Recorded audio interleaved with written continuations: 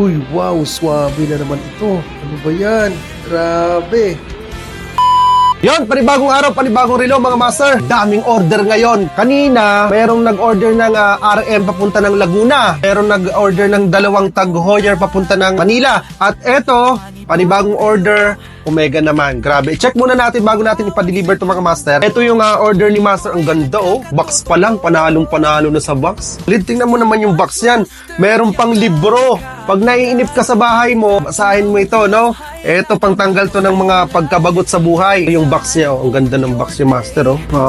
Very elegant talaga, oh.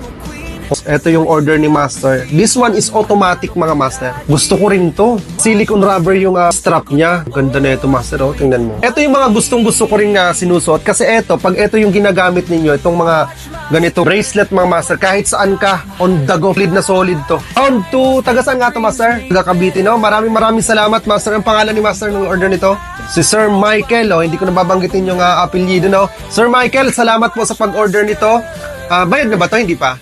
Hindi pa. So, COD ito mga master. Pagdating po ng item, doon sa location ni master, sa kanya isasend yung payment sa amin. Siyempre, bago niya bayaran, kailangan check niya muna kung tama ba yung pinadeliver namin doon sa na-order niya. Mostly ng mga transaction natin mga master, lalo na pagka cash on delivery via Lalamove mga master, nagtitiwala po kagad kami pagka dito lang po kayo sa Metro Manila, pwede po kagad namin ipadala sa inyo yung unit kahit hindi po kayo mag-deposit.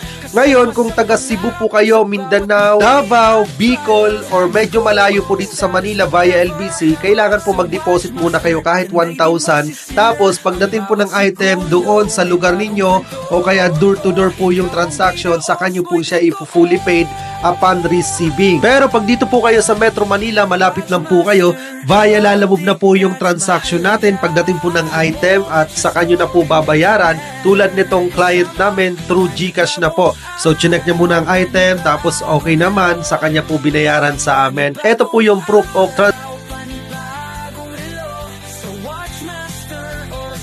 Sigurado walang nasasayang oras mong tapat sa Watchmaster, bawat tiktak